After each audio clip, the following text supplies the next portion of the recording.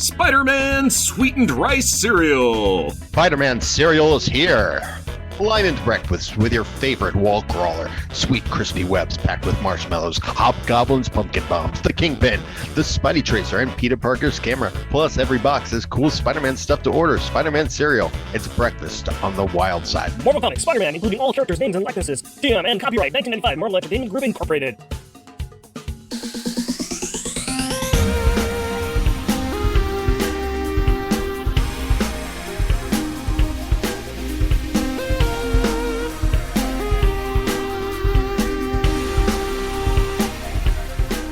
We could. Welcome, dear listener, to our podcast. Jeff and Wes present Unpacking the Power Pack, where we journey through each issue of the most underrated Marvel series of the 80s while drinking beer. This is actually a series of the 90s. There's a typo here. Because it's the 80s and Power Pack. I got it because we're talking New Warriors. We've never changed it. All right. We will get into this, and then you can just you've already taken over the show, but let's go ahead and try this anyways. Ready. I like you, David. You're awesome. This is fun. I am Jeff. I am Rick. And I am David. Our people once were random banterers, but unlike you, Jake, they were people with mana, pride, people with spirit. If my spirit can survive living with you for 18 years, then I can survive anything. Random banter time, my buddies. Talk to me, tell me tall tales and tantalizing tidbits of trivia today. So another thing we do on the show is Jeff likes to just fill in the random banter with some surprising piece of pop trivia, and I have to try to figure it out, and I have no clue, although it has to be Warriors related because he's somehow put that in there. Do you have it? Yeah, I've had a theme. Yeah, do you have any idea what that's from? I'll give you a little hint, and I will just say it because I will replace random banters with Warriors. It's our people were once warriors. It's not Road Warrior, is it? It is not. Oh, that would have been a great one to pull. Why couldn't I even think of that? I was struggling for Warrior Could you quotes. do I am the warrior? We've done that one. Did that first one. Yeah. Or I don't know what or this you could is do from. the Warriors Come Out and Play, which I'm sure a lot of people We done. did that one, yeah. Did that second one with Delvin. Yep. There's a movie called Once We Were Warriors. Yes, you got it. It is a New Zealand film about an abusive Jango Fett, who's also a Boba Fett, to his family, and one of the daughters commits suicide. Yeah. I love New Zealand. It did not endear me to New Zealand, but it's a great film that has lived rent-free in my head for like 20 years, just because it was strong enough that I never wanted to see it again, but it was a good film. I have never seen it or heard of it. It has a lot of resonance. I think I saw a preview of it back when Siskel and Ebert were a thing in the 90s. No, I had never heard of that one. So thank you very much, David. And we should also say this is David Gallaher. He is visiting us on our fourth and final installment of this New Warriors thing. And he is a mega New Warrior fan and a writer of comic books and video games. And I have recently become a fan, well, I guess this past year, of his The Only Living Boy. And I and my daughter are both really impressed with his work. But David, thank you very much for joining us. Thank you so much for having me. I owe my comic book career to the New Warriors. I'm really excited to be here. You were telling us before that you started off your collection of New Warriors at the very beginning with the mail service, or the was it the mail poll, or were you? There was a New Warriors newsletter that I got into, I want to say from AOL, back when AOL was a thing, and Tom Brevoort and Eric Larson and John Byrne and Kurt Busiek all had little boards on the AOL little forum servers. When you did like Command K for keyword chat or whatever it was. But through that, I got to know Evan Skolnick and Tom Brevoort and got to meet all these cool fans, and eventually got to see some super secret, never before published New Warriors stories, one written by Dan Slott of all people. So yeah, it's kind of crazy fun to see. Oh, and then later it helped me get into my internship at Marvel Comics. So it was a lot of fun. I didn't know you could be a Marvel intern. I didn't know that was a thing, but Evan Skolnick had done a signing in New Jersey, and I drove up from Maryland to New Jersey to have him sign some comic books for me. And one of the other people that was there was a Marvel intern at the time. And I was like, you can be a Marvel intern? I was like 20. I was like, you can be a Marvel intern? And they're like, yeah, you can be a Marvel intern. I was like, oh my God, I want to be a Marvel intern. Yeah, so that was a lot of fun. And then I got an opportunity. I had a New Warriors shirt that was based on the Derek Robertson art that said all they want to do is change the world. And it never made it to major distribution because the red on the back came up like a little extra bright pink. And it was a giant pink triangle on the back. So in the 90s, that was not really the kind of messaging Marvel was looking for. I'm impressed with the story about how you became an intern. We've had the opportunity to speak with John Bogdanoff, and hearing different people's stories about how they got into Marvel Comics or how they got into comics, how they got their foot in the door to find out, to actually become creators or to follow their dreams. It's always fascinating to hear. And it's a really cool story to hear that just playing around on a message board, you somehow tripped into that experience. So that's really awesome. Yeah, it was just a tremendous amount of fun for me. What kind of work would they have you do as an intern? Well, I worked as an intern in the interactive department. So I worked primarily on the Marvel Cyber comic. So I edited stories. I wrote some stories, photocopied a lot of digital art because we were making these like pseudo animated Flash style comic books called, I think, Cyber Comics at the time. So we had one with Gambit. We did one with the Spider-Man and Doctor Doom. I got to write my first published credit was ever with an Iron Man story on that platform. So that was kind of fun. But yeah, it was a lot of like running down the street and delivering colored files to different colorists. It was answering emails. I answered and sorted probably hundreds of emails a day. It was learning Photoshop tools. It was getting to know the people at Creative Services, getting to know the people at Marvel Legal, putting together contests, doing all the stuff that everybody else didn't want to do. But it was a tremendous amount of fun, and I worked with some of the greatest people of whom I'm still friends with today.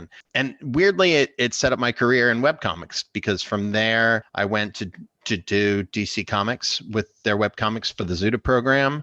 I pioneered the original Comixology Comics originals with Box 13. Very much been on the precipice of being a digital comics pioneer and innovator. And that wouldn't have been possible without the internship. That's great. And you answered the question that I was going to follow up with, which was it fun? Since it was all the jobs that nobody else wanted to do. And you said that it was. So that's awesome that you got to get in that way. That is really, really cool. And now most of my stuff is webcomics anyway. So that's a model I really wholeheartedly believe in is using, and you see it now with DC and Marvel Comics releasing free comics online with like on the Webtoon platform or what have you. See, I like your way of getting into comics and meeting other creators, other people that you saw as your heroes. Your way seems a lot more fun and interactive. We just started a podcast. I don't recommend it, but you played to your creative strengths. We played to our strengths that we could talk. I used to run a podcast. So you understand. I do. I simultaneously love making a podcast and dread making a podcast. The thing I love about podcasting is I get to talk. The thing I really don't like about podcasting is editing. It requires a really good ear and a lot of attention. And if you don't pay attention, everything sort of stacks up. You're like, oh my God, I've got 6 podcasts to edit and they're going to take 6 hours each. And, I can kind of vaguely watch TV in my periphery while writing something. I cannot watch TV in my periphery while editing a podcast. I'm the one who edits all these, and the 6 episodes behind. Yeah, between this and another podcast I do and a few other little bits and pieces here and there. Yeah, there comes a point in time where all of a sudden you realize, oh no, I've let it get away from me, and now the tail is wagging the dog at this point in time. So, yes, you have nailed it on the head. But we do this for fun. We do this for our fans. We do this for people who like these comic books. And we probably should get in and start talking about these comic books. Specifically, like I mentioned before, we're in our 4th and final chapter, let's say, of this New Warrior walkthrough, or skimming that we're doing, I should say. But before we can move any further, we need to find out what happened last episode. So, Jeff, please give us a 2 cents replay of what happened. Look out, here comes the Spider-Man. Spider-Man. So many Spider-Men. Because there are clones. So many clones. Because the Jackal is back and he has had one of his spider clones steal a genetic nanocontagion goober, which he has used to create the carrion virus, which kills most everyone in the town of Springville, Pennsylvania, which draws the attention of the New Warriors and the Scarlet Spider, who is or isn't another clone. I Can't remember one way or another at this point. But the real, or also not real, Peter Parker, like I said, I can't keep up with all of this clone stuff, is going to have a baby with MJ. That is, if she survives him following the Jackal's post-death kill command, which he does because beating the snot out of the New Warriors gave him the peace of mind that he needed to realize that the love of a good woman, which is more than enough to break free of the mind control that was going to have him kill a good woman that he loves, and then he secretly retires and is replaced by the Scarlet Spider, who again is or isn't a clone of Peter Parker. Now that the Vance really doesn't like the Scarlet Spider because he hasn't immediately revealed his secret identity to him, but Vance loves Spider-Man, who also hasn't revealed his secret identity to him, and is actually now the Scarlet Spider, who Vance doesn't trust. 2-sentence replay is over. Why don't you give me a beer and tell us what our Power Pack pick is? My pleasure, my friend. Now, David, you might not know this, but what I like to do to Jeff is I like to give him a stack of beers, like a box of beers that are all wrapped up in these nice little paper bags. So he doesn't know what beer I'm giving him, but it will have something to do with this episode. Sort of, kind of. So, Jeff, can you take out the beer and let me know what it is and let us know why I chose it? Not a problem. And Rick, I do know what beer it is because on the label it says NW #4. Yeah, so New Warriors number 4. Well, what's in this bag? Let's draw it forth. It is Rogue Newport Nights. Oh, and that's got a cool West Coast India Pale Ale brewed with El Dorado hops. That is very Miami Heat, very cyber future, pinks and blues. It's got a catamaran jet boat called the Mother Sucker, I think, or Mother... That is too small for me to read. It is the Mother something. That's great. It is a cyber Miami Vice kind of vibe going on, and I believe Newport Nights is because, Nights, you throw the word Nights on anything like Baywatch or something and it becomes very mature and edgy. And they did the same thing with New Warriors, a very mature and edgy comic group. And I'm going to say it's all cyber looking because the cyber time traveler despot takeover guy Advent. So I'm going to let you know that I just decided to have a fun little, pun here. Newport, like New Warriors, and Knights, like, Knight, like a KNI. Yes. GHT. Like a warrior. Yeah, like a warrior. So okay. New Warriors. It's a pun. Oh. It's a bad pun. It's a bad pun. That's not even a pun. That's terrible. Story time on it is pair it with Oyster Shooters Karaoke Questionable Dance Moves. It's a fun beer. So, David, did you bring anything to drink for the show that you would like to share with the listeners?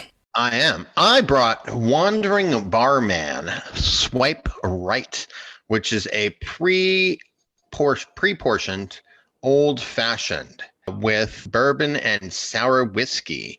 They sell it at the nearby Booze Hall store, and it has rich, boozy, aromatic flavors, bourbon, dates, orange bitters, filtered water. It is stored cold and sentiment is natural, but you have to shake it in the bottle and pour it over cold ice. And it is a delicious, refreshing old fashioned, all for about $6, which is about a third of the price of an old fashioned here in New York City. I love me an old fashioned. Nice. I love old fashions. It is the only bourbon-y, it's the only thing I drink. I'm not a beer drinker. And occasionally I'll have a margarita with some tacos or a Moscow Mule. Moscow Mules are a fave. Yeah, but an old fashioned is a good standard standby. It doesn't have the carbs that beer does, and it doesn't have the sugar that wine does. It doesn't, like, if I drink wine, I'm asleep. I can respect that, and the prices in New York, yeah, I can understand. It's been a few years now since I've been, but I had an overnight layover there one night and met up with Kwanzaa Ofoni to go out and have some beers with him. Kwanzaa and I were interns together. I did not know that. But he is an amazing guy. I had a great time talking to him that night. Yeah, and in fact, Kwanzaa is a huge fan of Power Pack. Yes, Yep. He is. Huge fan of Power Pack.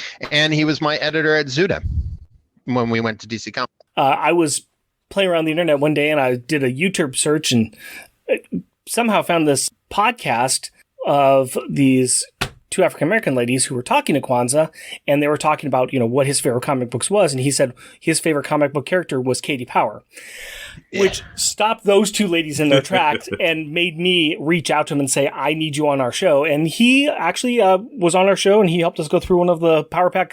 But I really like him. And I don't know if you know this, his Power Pack, he put together some Power Pack pitches that I had the pleasure of reading about 20 years ago, and they're so good. He's a good guy. I like his work. I like a lot of things. I look out any work he's doing these days. And like I said, had a great time talking with him that night and drinking beers with him. Speaking of the beers, though, Jeff. It is a lovely, bubbly, dark amber, slight haze to it. It looks like a really pretty beer. It looks like a nice beer. And the nose on it is very IPA. Yeah, this is, but it's a very subtle sweet IPA. Yeah, it's subtle. It's very sweet smelling, and it also has some good tropical flavors in there as well. Yeah, it's got good fruit notes, good tropical fruit notes, and a little bit of the hops coming in. So when I first opened the can, it was very like IPA, and now that it's in a glass, it's like mellowed out. It was like the hopness fled. And said, okay, here we are, and we're gone. And now it is very tropical fruit notes, which is really, really nice. But take a sip of that, because those fruit notes are going to hit a little bit stronger, I think. Little tart, little dank to that.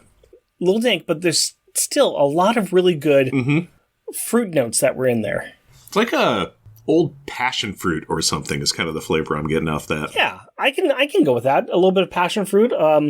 It's not bad, though. It doesn't have a lot of hops. It doesn't have that rusted metal hit, which is nice. Yeah, so it doesn't have the traditional IPA iron nail notes, but it does have like old fruit flavors going for it. In fact, I have a not so old fruit fly flying around it right now that I'm trying to swap at. So, well, this is 60 IBU and 4.8% alcohol, so not too bad. Not too bad. I think this will be pleasant to drink tonight as we go through the rest of this episode. But I should check in here really quick with David. This is your favorite, or one of your favorite old fashions, right? Yep. You want to say anything else about it that you haven't already said? It is delicious. It's called Wandering Barman. It is, I'm going to take a sip. Cheers, gentlemen. Cheers. Cheers to you. A prost to comics. And the friends we make while reading them. I like the idea that it's like, I heard somebody refer to Cheers once as like high five cups. Like high five! But with cups. Dangerous high five, because there could be spilling and broken glass. That's when they're just excitable. Yes. All right. Let's move on into the comic books themselves. Jeff, tell us a little about the creators here. With these multi-issue, multi-book arcs, there's just a lot of creators to mention, so we are going to just highlight the writers of the arcs and mention any other creators that stand out during our review. And with this one, we've got mostly a pretty solid cast. It's going to be mostly Evan Skolnick, with Dwight Cove doing one issue number 73, and this is for issues 68 through 75. Penciler for all of them is Patrick Zerker, and I'm destroying these names, I know it. Inker is mostly Andrew Pepoy, with Sam De La Rosa jumping in on 68. And the colorist is a mixture of Joe Rosas at Malibu Color and Chi Wang. Letter is pretty consistent with John Costanza, and Tom Brevoort as the editor. Brevoort? Brevoort. My name is Tom Brevoort. And the editor is Tom Brevoort. We're also going to be covering New Warriors Volume 2, Number 1, just briefly. It's Jay Faerber, Steve Scott, Walden Wong, Kevin Summers, Richard Starkings, Comicraft with Bobby Chase. And then, of course, we're going to talk a little bit about Venom the Hunted, which is also by Evan Skolnick, but this time with James Calafiore and Mark McKenna and Peter Belmiotti on inks. And the colorist is Tom Smith and Malibu Color. Letter is Jim Novak and Tom Brevoort. Now, you actually know some of these people, right, David? Yes, I know several of them. I have worked with many of them. I'm still in touch with Evan and Jay and Patrick and Tom Brevoort and Bobby Chase and Brian Smith. Yeah, Jim. Yeah, so I have either worked with or met many of these people. This is kind of great that we've actually been talking to people who are, or we've had people on here who have been real big fans, who have talked to a lot of these creators. You've actually worked with them. Is there anything you want to say about them and about the work they've done? I mean, from what we have covered so far, it's pretty solid. Yeah, well, I think that, whenever you're balancing art and commerce, it's a really, really tricky balance, especially Marvel during the era is in that weird bankruptcy time, where we're really dealing with a lot of really strenuous morale issues and financial issues.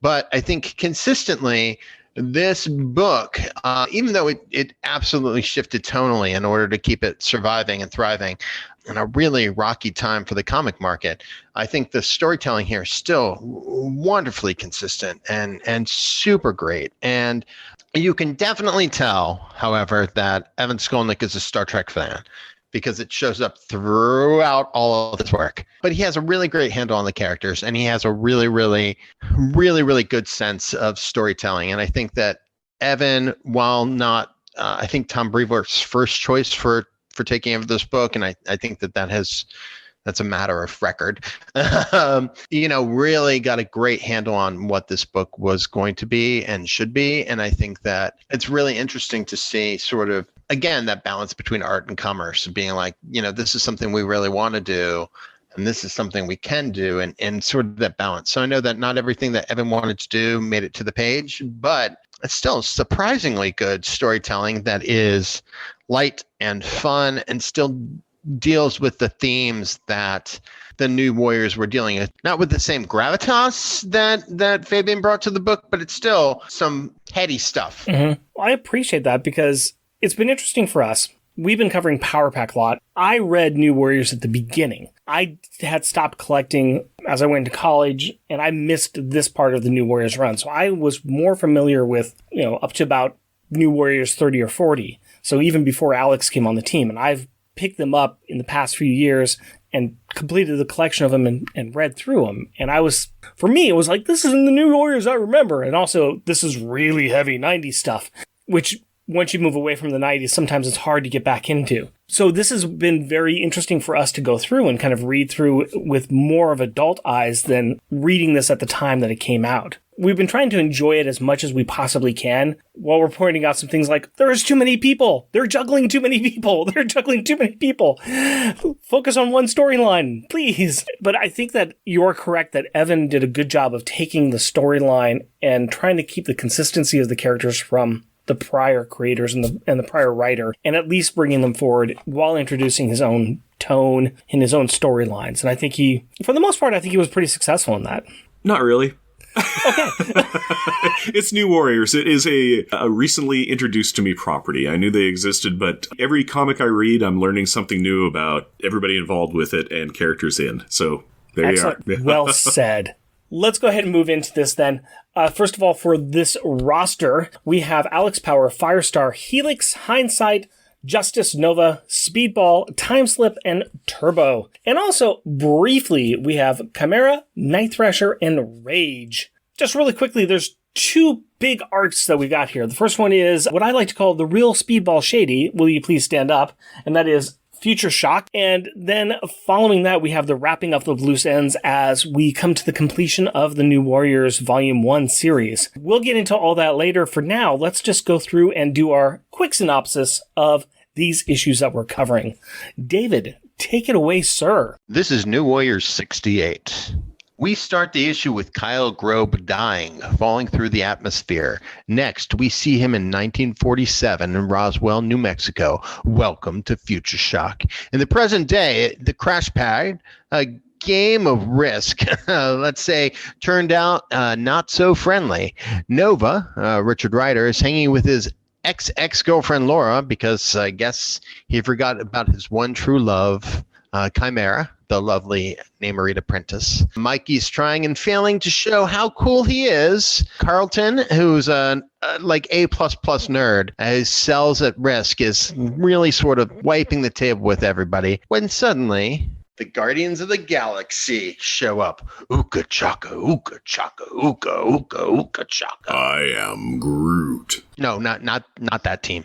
This is the original Guardians of the Galaxy. This is Charlie 27, Martin X, Lita, Nikki, Hollywood, Major Victory, and Yondu. Hey, I'm Mary Poppin', y'all! No, not that Yondu. A more serious and quiet, and not as Michael Rooker Southern Walking Dead style Yondu.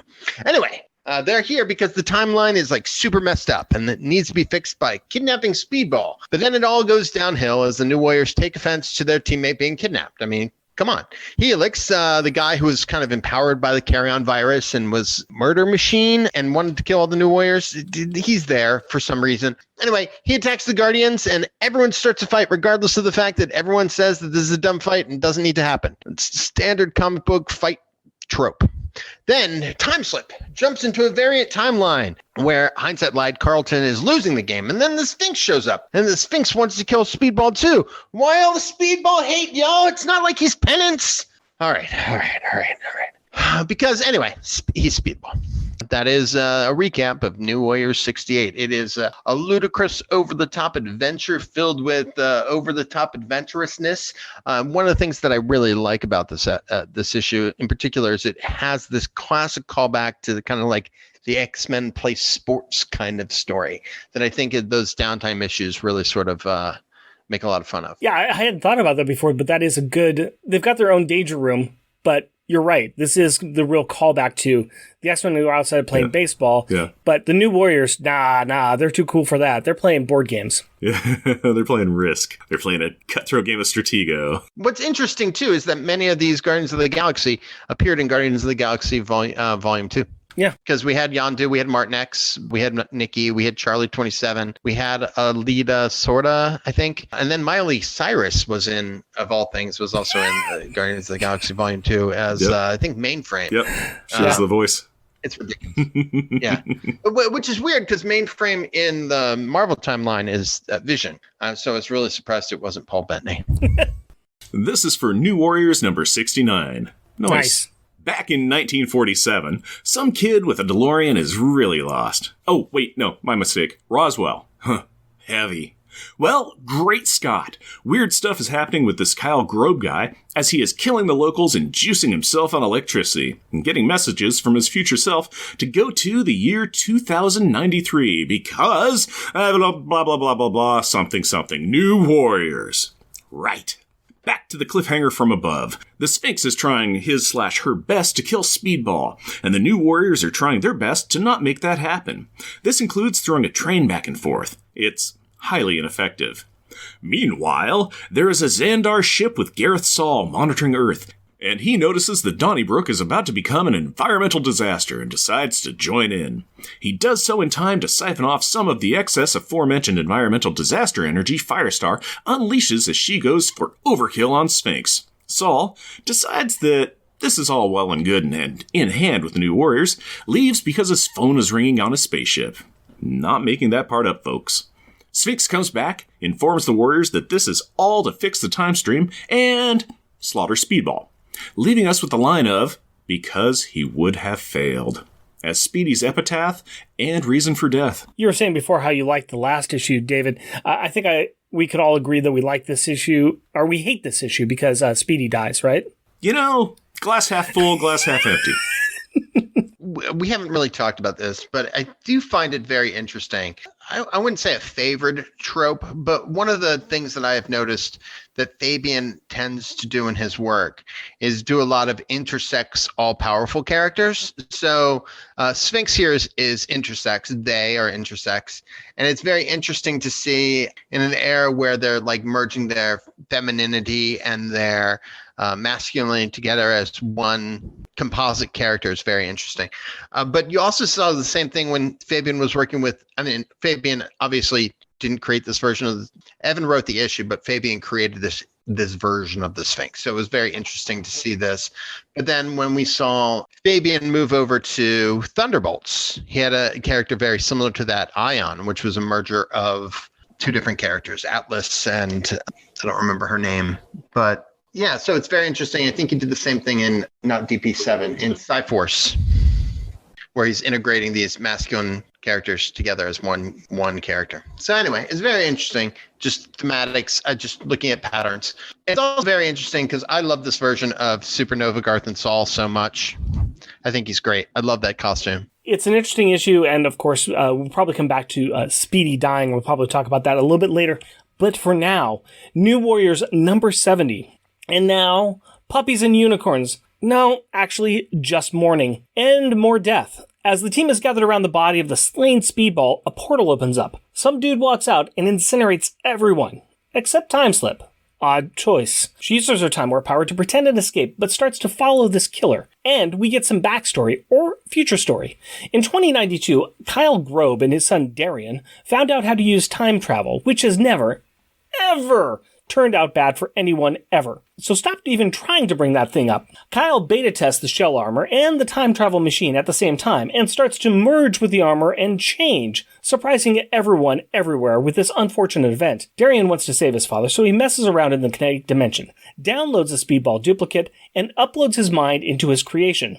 Now, he drops his Speedball self into the kinetic dimension during the same time as the Time and Again Sphinx adventure and pushes the duplicated Speedball's memories and persona to the front as he pops into the end of the Sphinx fight. The upshot of all of this is that Speedball that we have been covering pretty much the entire time has been a fake. Boo. Timeslip figures this out when she had touched the dying clone.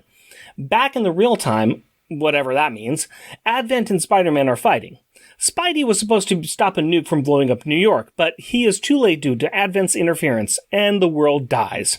Timeslip notes this and makes like a slip and slide and warps out of there. So this one we've got backstory, right? We find out what's going on, and we find out that this hasn't been the real Speedball. And I think we're going to be talking about this later on, but it's kind of interesting to think about how far in the past Evan made up that decision from this point here, or if he decided this at the beginning of the Future Shock storyline that he was going to be replacing Speedball with a clone who's been there the entire time. As I understood the storyline, and it's been about 20 years or so since I've talked to Evan, 25 years since I've talked to Evan about the storyline. But I think the idea behind the storyline was to bring Speedball back to normalish power levels because he was one with the kinetic energy field, and then he was one with time, and so he got super overpowered. And the idea of bringing Speedball back to being his bouncy self rather than like, I am pure kinetic energy, and thus that makes me part of the time stream, and it just sort of went overboard. And so the idea of using this as a way to reset Speedball was fascinating. One of the things I absolutely love about this issue is how the typography really sets up how messed up everything is. And that, to me, I think really makes this issue a lot of fun. It feels unsettling. It feels disturbing. So there's a lot there that just really, really, really is fascinating to me. Yeah, they do a lot with breaking the panel grids that we know and love all over the place. During the beginning, there's a couple places when the New Warriors are destroyed that it's simple 4-panel layout. But then from there on out, we've got slants, we've got overlays, we've got bends. It's not the same panel settings that we're used to, so that helps kind of throw the normal comic book reader off. It's a good call on that one. Yeah, and I do love those warrior badges. I gotta say, it looks great on Alex's jacket. And talk about the callback to Star Trek. Yeah, exactly. It makes sense to be able to have some sort of communication device for your team, especially since in the New Warriors, it seems like they suffer from not everybody knowing what's going on at the same time, and not everybody it's like not everybody lives at the crash pad. It's everybody's got their own lives and then kind of check in and out, and it's like, it's nice to be able to go, there's trouble, beep, beep, come to me. So it's really interesting. I feel like, yes, it's very much that sort of thing. And it is kind of weird to watch them like reconstruct Speedball, which is super weird. Creating that weird Speedball duplicate is super creepy. You want to take over number 71 there? So we start off with the Warriors, Turbo, Firestar, Justice, and Powerhouse, asking the questions of the readers are asking. Where are we? What's happening? Is this not the same Bat time? Is this not the same Bat channel? Is this not my same Bat wife? How did we get here? Thankfully, a hologram of Darian Grobe gives us some of the exposition and direction. They have 7 minutes to skate or die. Wait, skate or die? Skater, this is definitely a 90s book. Anyway, escape the timeline or die. And everything in their era is being erased in this timeline. Meanwhile, Timeslip is trying to outrun a nuclear blast in New York City, which I hope, she does, because I live here. This is where I keep all my stuff. Anyway, she goes back in time and replaces the fight between Spider-Man and Advent. And this time she takes out Advent by beating him with a stick so that Spidey can see the bomb. Anyway, the Sphinx shows up. The Sphinx kills the fake Speedball to get Timeslip into the fight. There's a lot of wacky, timey-wimey, wibbly-wobbly stuff here. Sphinx directs Timeslip to the future where the New Warriors are trying to stop Advent from reaching the time machine, and it's sort of all over the place. But the Warriors follow the guidance of the Daring Grove hologram and jump into the gateway that leads into the kinetic dimension. This crazy plan that they had worked because reality and time correct themselves in the future. In the present timeline, the Warriors exit with a real Speedball who seems to really know what happened the last 20 issues. But it's interesting bait and switch here. It was a great way of writing themselves kind of out of we said that we're going to kill Speedball. Yeah, and we can keep that. We can maintain that integrity of that. It's going to happen. Speedball's going to die. Speedball's going to die. It's coming. It's coming. Oh, it's getting real close. It's getting real close. Speedball died. In fact, it was a Speedball that they knew and had adventures with. It just happened to not be the Speedball that was the original Speedball that they knew and had adventures with. Yeah, and I do like the Jetsons reference, and I love that big giant splash with Speedball coming out. Jane, get me off this crazy thing! And the weird, almost Scooby-Doo-like ending. Yeah.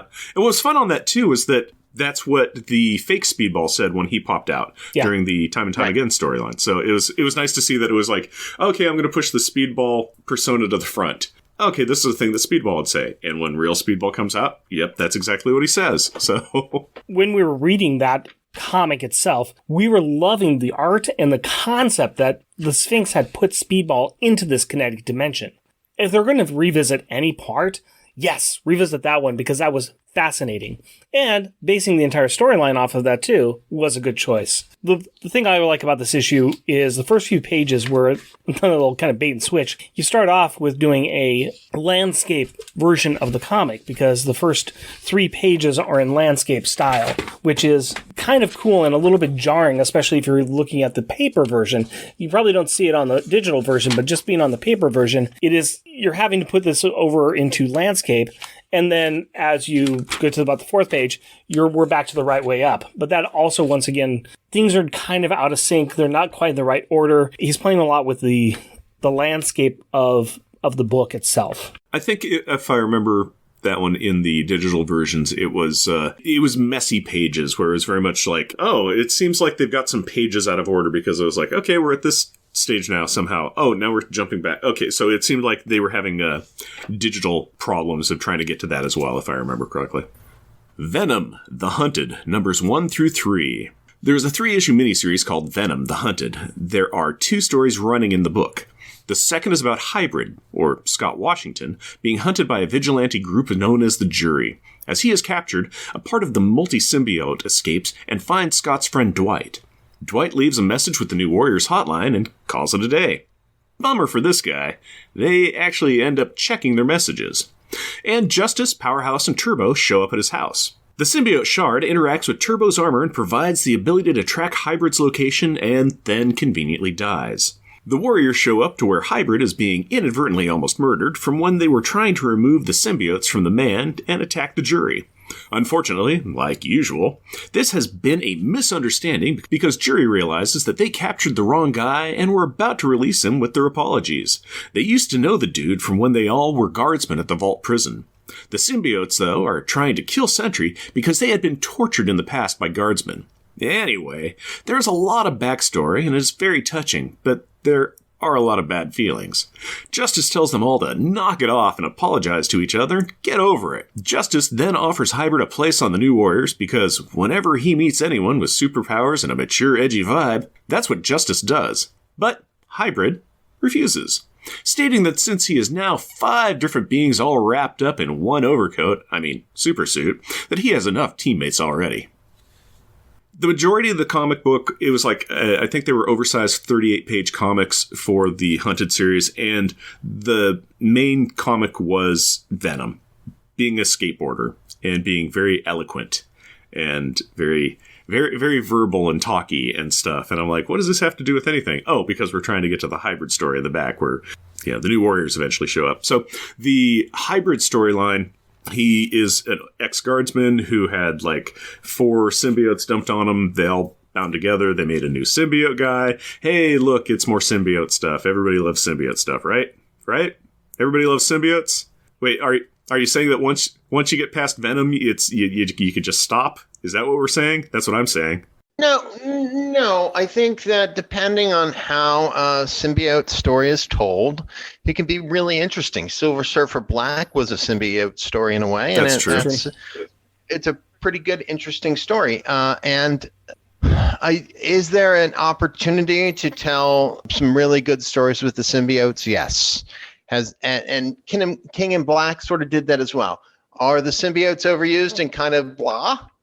Absolutely. Mm-hmm. Yeah. But I love that hybrid is Scott Washington.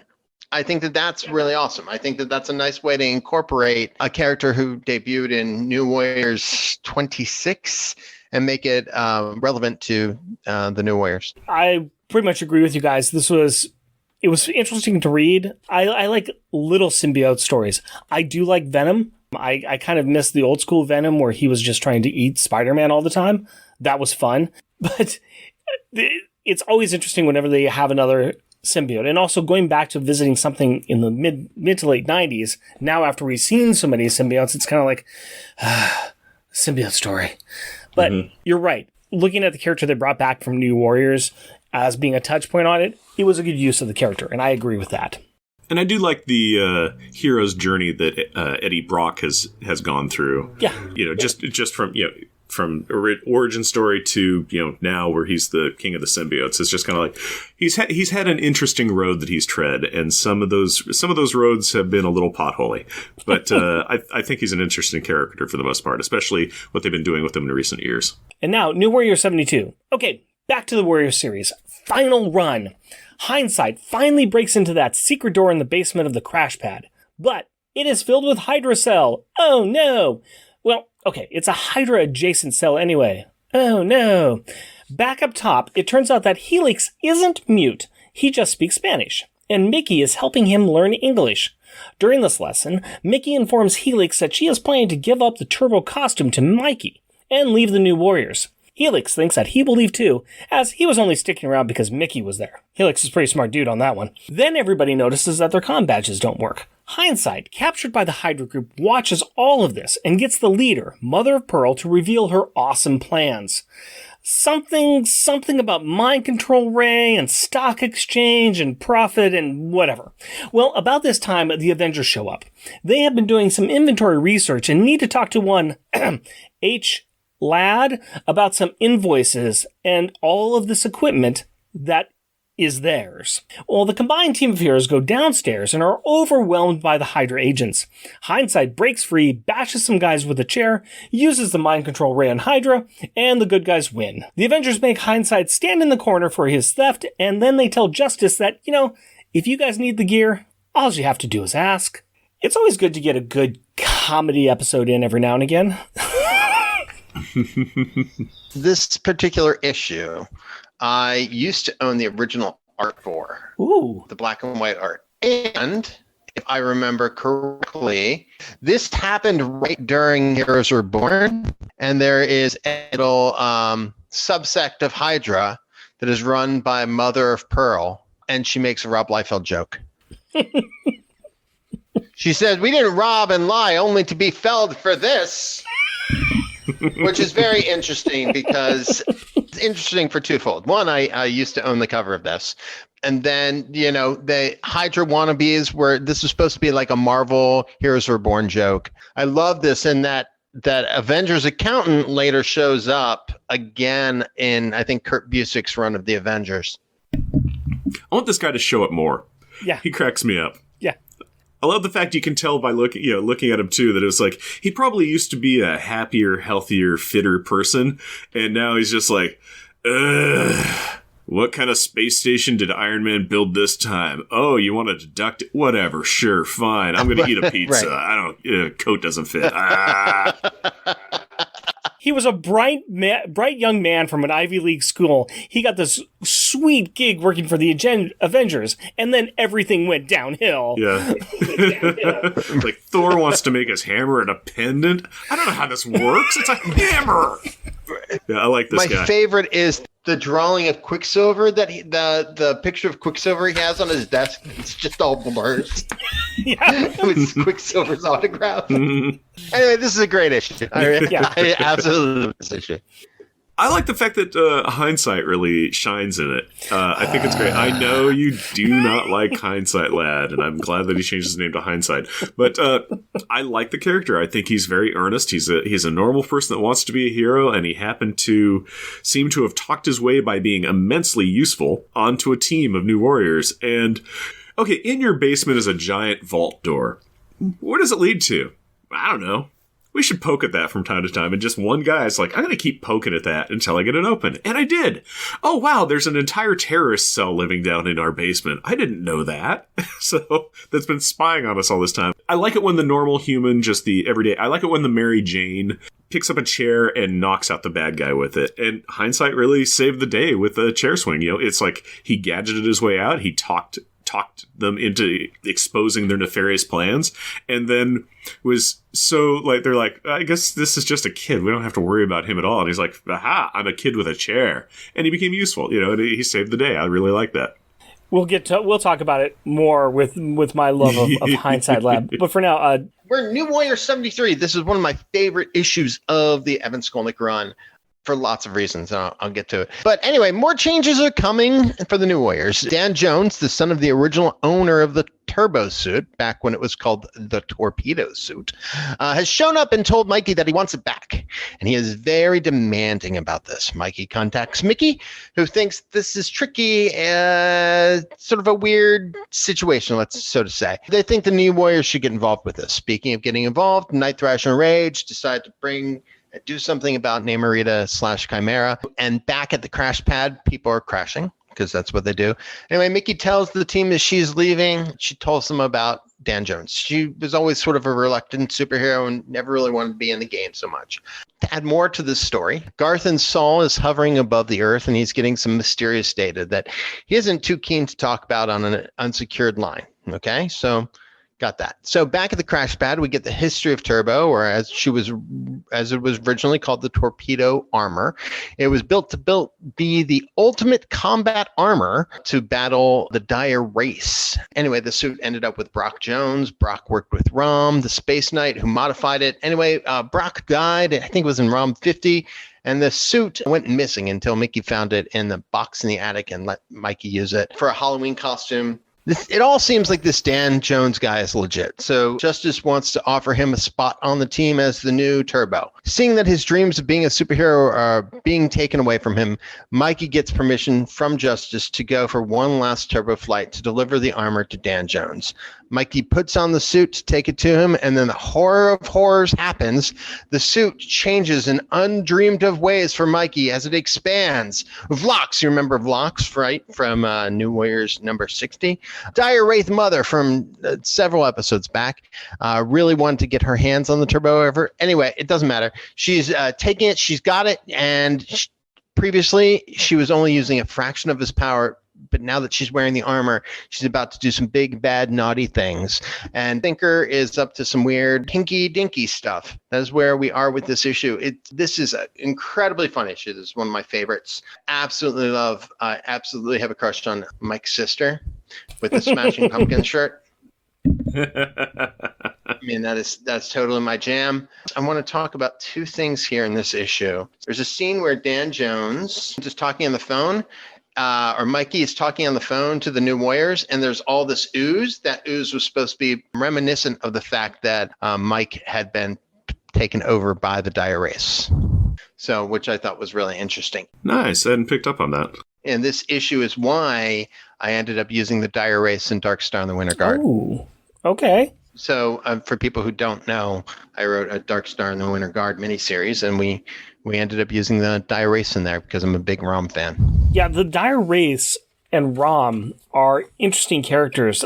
This is all and we're going to start getting to this in the next couple of issues with the throwbacks to Chris Claremont's run on the X-Men, Forge making a neuralizer gun that was supposed to be to fight the Dire Race, but it also would steal powers, and that's how we get to Storm losing her powers, and she's unpowered mutant for a long run when she leads the X-Men. Yep. This all kind of goes back to a lot of other stuff, too. It's a real great callback to a great series of books and a great characters. There's a lot of love that people have for Rom the Space Knight and the Dire Race.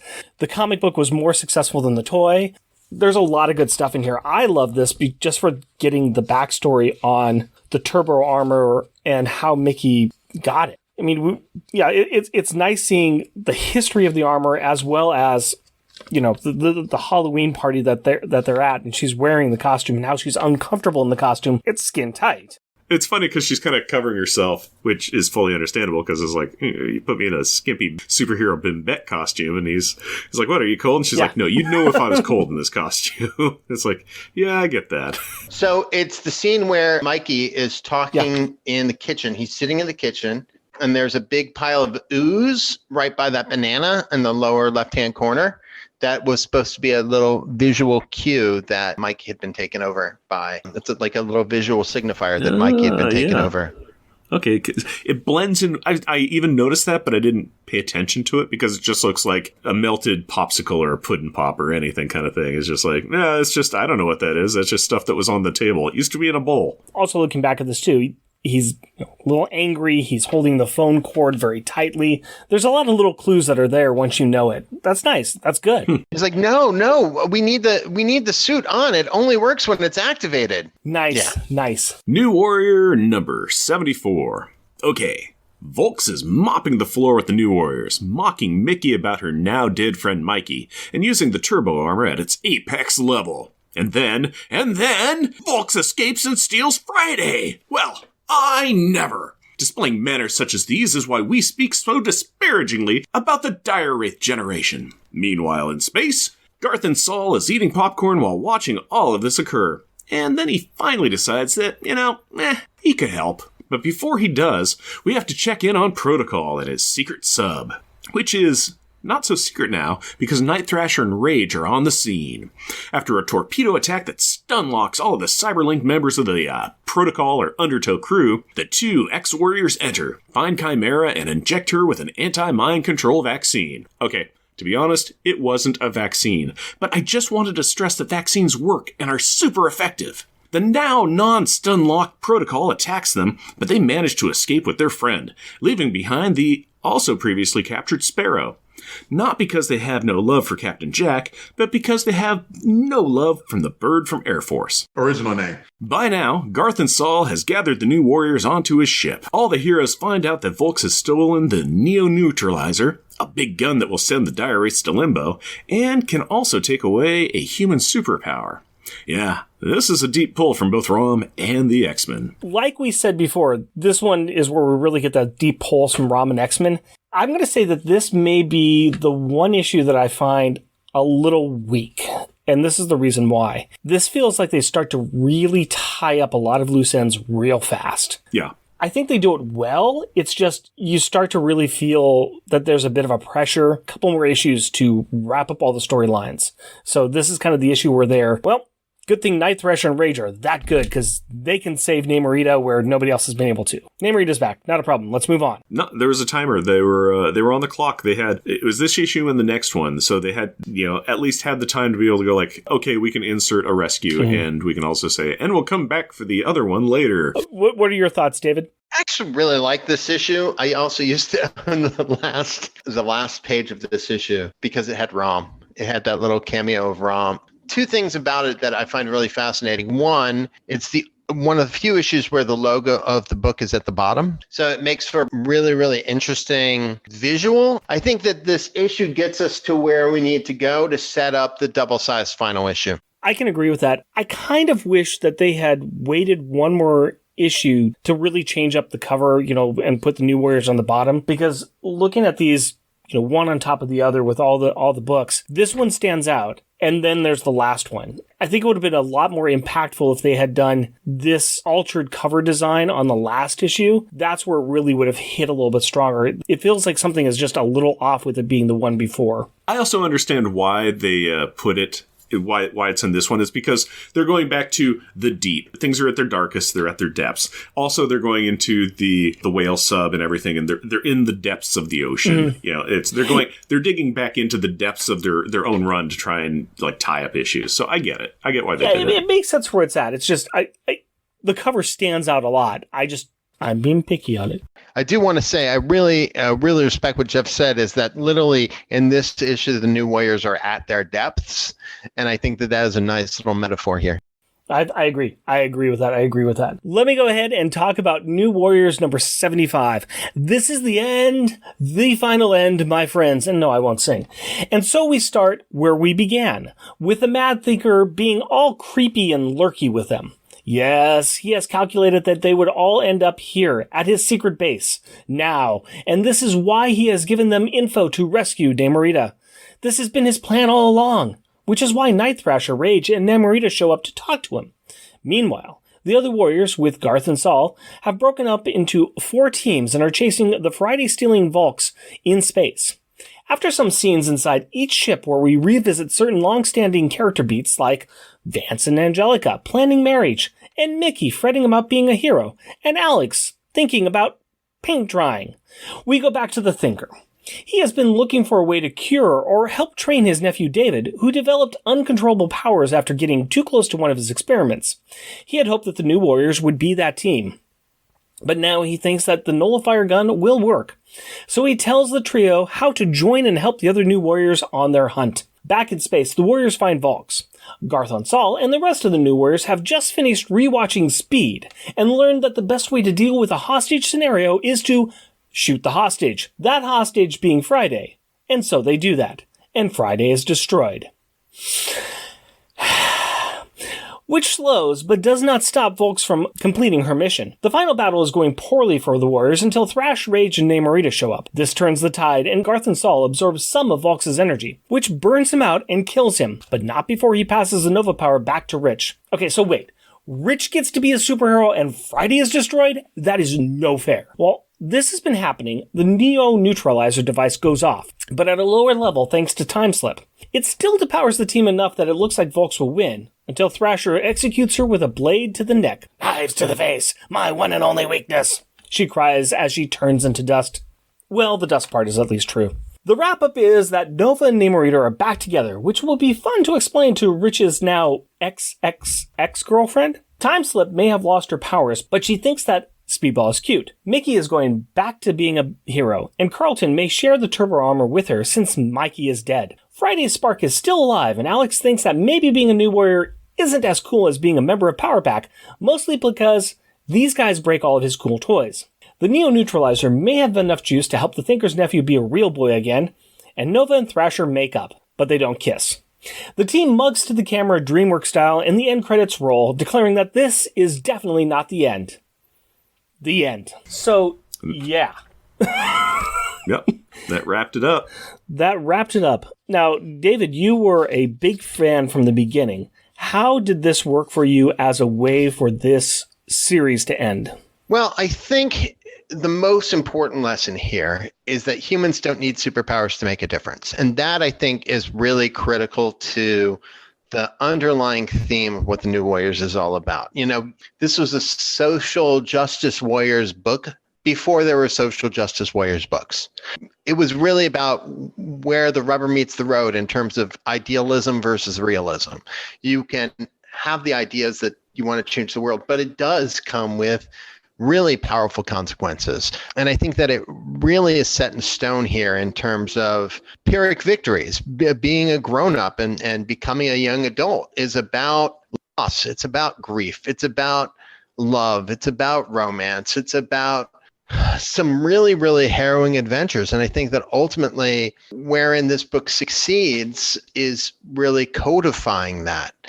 And that it's the original team is great. You know, it's the 6 core members all back together. I think that is really important. And in and of itself, I think this is a nice recap or end cap to the run.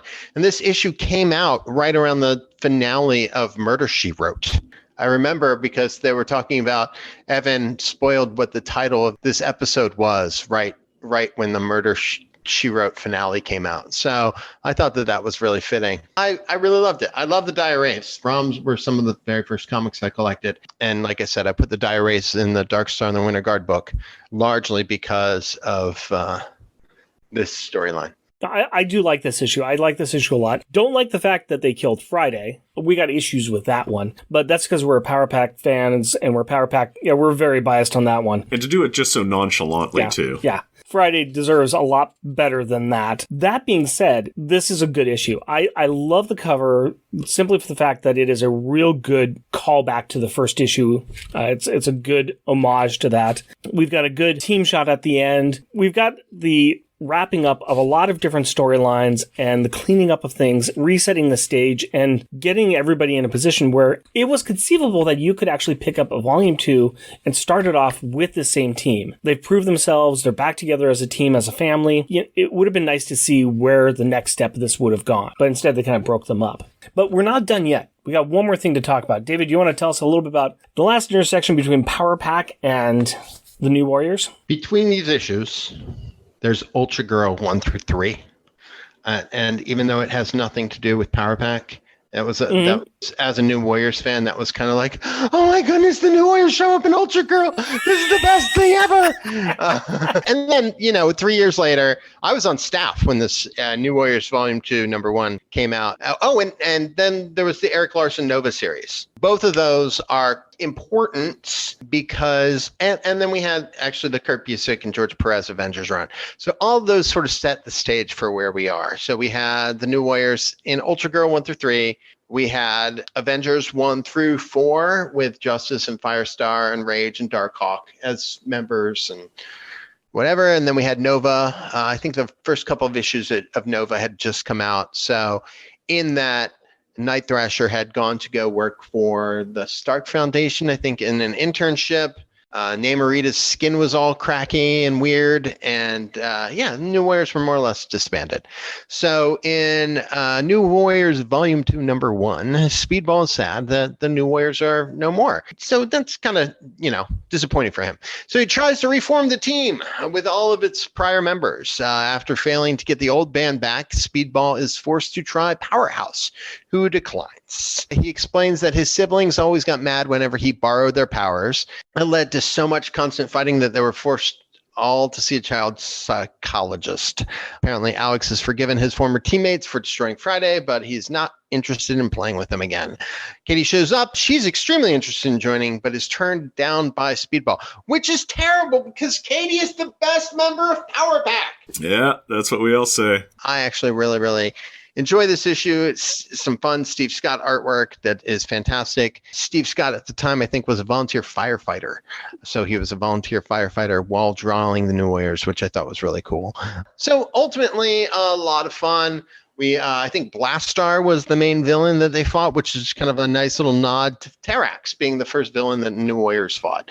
So that brings us to the end of New Warriors Volume. What's interesting on that, too, with him being the volunteer firefighter, is that Turbo ends up fighting 2 different fires and even says in that, she's like, if I fight any more fires, I'm going to have to see about becoming a firefighter or something. Isn't that great? It's the nice little things that they get put in that are fun. No, I like this a lot, too.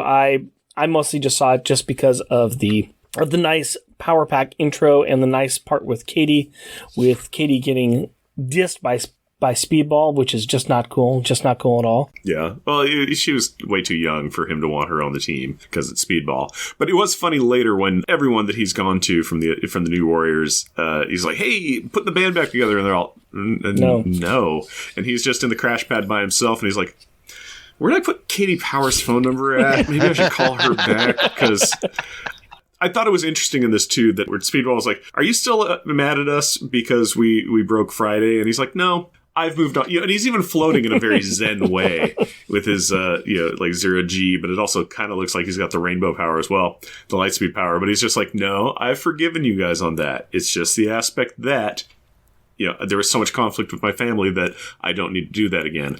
Also, there was the aspect that New Warriors constantly shelled Alex all the time, just constantly shelled him. And then when they're like, oh, we don't have any transport, he's like, well, wait a minute, I do have a spaceship. And they get it, and Rich Rider immediately just takes it and goes like, well, I guess this is my ship now, and then breaks it as hard as he can humanly break it. Friday shows up to be a transport that gets broken, to do some scientific research, and then gets stolen. Friday gets used more than Alex, which I didn't think was going to be possible. But treated worse. Yeah. And that's just frustrating, because especially where it's just like, they're even talking, they're just like, look, this is just a ship. There's a device on board that's going to destroy the world. And it's like, no, it's my friend. And they're like, it's an inanimate object. He's like, no, it's my friend. And I do like the fact that Alex was finally stepping up and like, no, you can't hurt my friend, and actually trying to interfere with his cool older buddy teammates that he got to hang around with and be like, no, this isn't right. You can't do this. We're kind of diving right into Power Pack moments, so let's do the Power Pack moments first. We've already talked a lot about Katie wanting to be a new warrior, which that would have been cool. I think Katie would have been an excellent addition to the team, and I don't think there would have been anything wrong with having a younger member on the team, especially with somebody like Katie. She's hung out with Wolverine. Come on, give the girl a chance. I think it would have been an interesting dynamic, and I think it would have been fun to see how that would have played out. You probably read more of this volume too. What would you have thought, David, about having Energizer on the team of New Warriors? Well, I love Katie, and I think that Katie would have been great.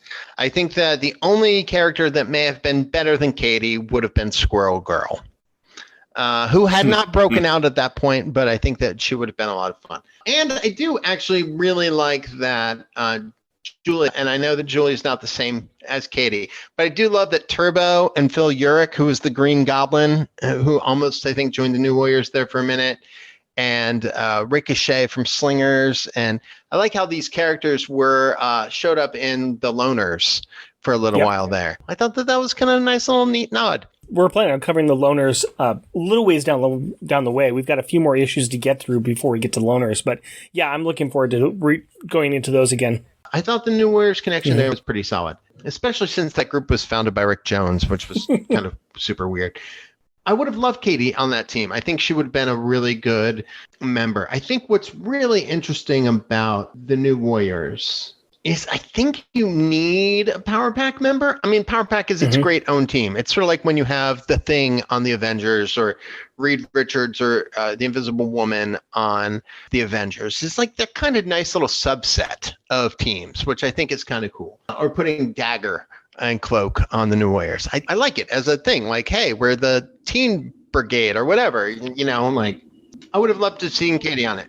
I like Alex a lot. Don't get me wrong. I think Alex is great. He's really trying to age himself up a bit. He's super powerful, right? But he's really kind of fronting. He's really like throwing a teen into a kegger. Yeah, very much so. There was even a thing when they were playing Risk, and Alex is like, hey, I'm sorry, but my cards came up and I got to attack you here and stuff. And this is the only time that I thought like Rich actually was decent, where he's like, Alex, you got to stop apologizing to us for everything. You are a new warrior. You're a member of the team. You are our friend. We want you to be here. Also, there's the aspect that you're probably the most powerful member on the team. Own that. And we've talked about this before, but having Alex, which Alex is okay. He can tend to be a little bit plain, a little bit vanilla sometimes. The other members of Power Pack seem to have their own real personalities, and they can own their powers really well as well. Jack has shown a lot of promise in whenever he got whatever power was, he would use it much better than Alex. And he'd get it right after Alex had it. And he's like, this is how you actually use this power. I can use it well. You can't. Julie also has taken powers that Alex thought were lame. And she's like, well, but I can do this and I can do this and I can make the power even better. And Katie's got that natural death-defying kid logic of just like, I can do anything. And she's not afraid to try things. So having that aspect is also good. We will see Power Pack interact with other teams. We see Julie on Loners, and then Julie on Young Avengers, and then we see Alex as part of the Future Foundation. So they do interact. They put Power Pack in with these other teams.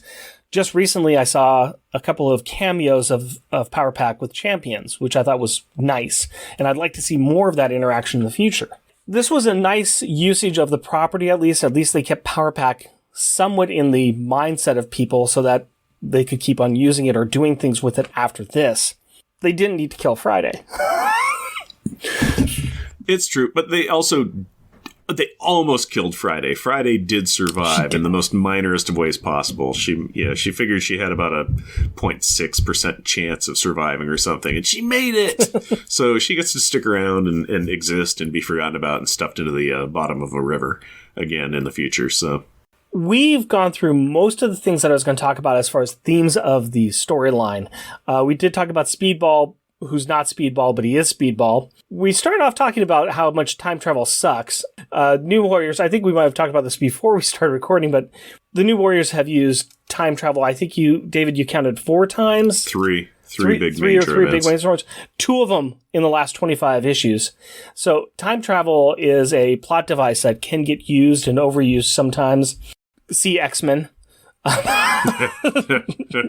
What do you think about time slip's powers? Is it too much or is it just interesting enough? David, what do you think? I think the time slip exists in a really, really interesting space. And I mean that not in a weird time-space, timey-wimey kind of way. New Warriors at the time, I think, was Marvel's most culturally diverse series in terms of how it really reflected a range of characters and their lives. And it wasn't as LGBT forward as maybe it needed to be, but it still had a lot of really, really great, powerful moments that I think really worked well in terms of cultural diversity. I love Time Slip. I love Rena. I think she's fantastic.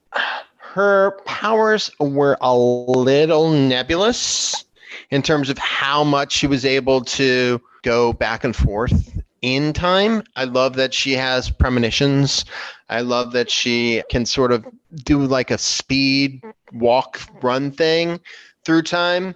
And I love that her powers are different than, say, Quicksilver's, for instance. So in a way, I think she's great. One of the things that I wish she had a little bit more of was confidence in how her powers were used.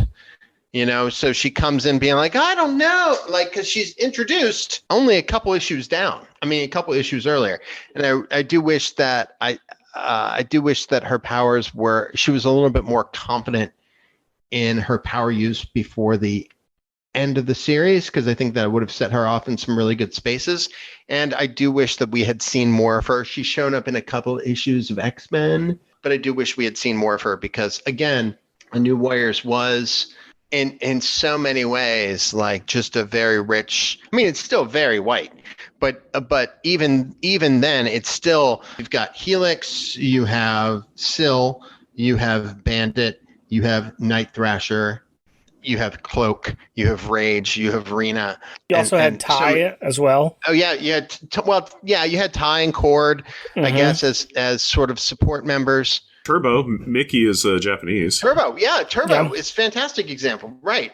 So there are so many. There's a really nice range of characters there that I think were incredibly prominent, and I absolutely would love to see more of. And I do think with every subsequent reboot, we've lost more and more of the tenor. It's sort of like a Xerox of a Xerox of a Xerox of a Xerox in terms of the New Warriors and their mission and their content and what drives them.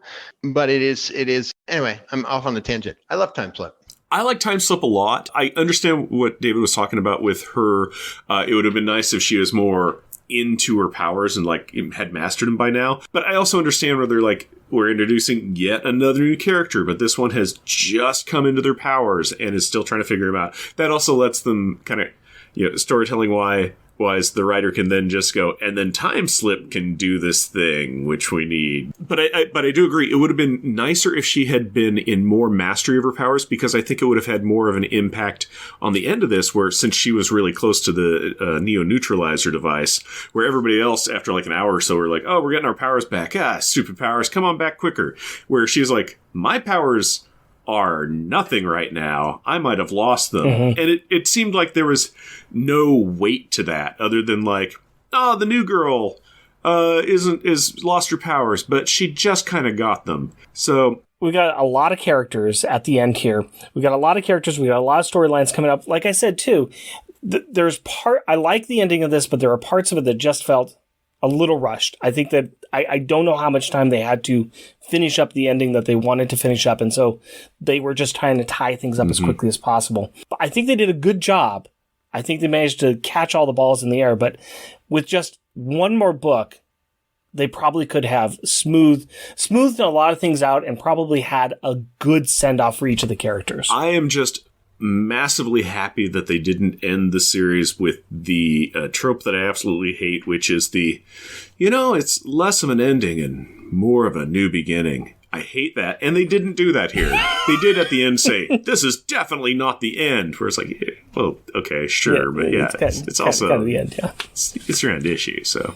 As we end this up, we need to do a few more things, and we're going to start off with our Warrior Wonderings. We need to talk about some of the things we absolutely loved or thought were kind of fun or whatever in these books that we covered. So we're going to start off with cover time. We have a lot of issues that we looked at.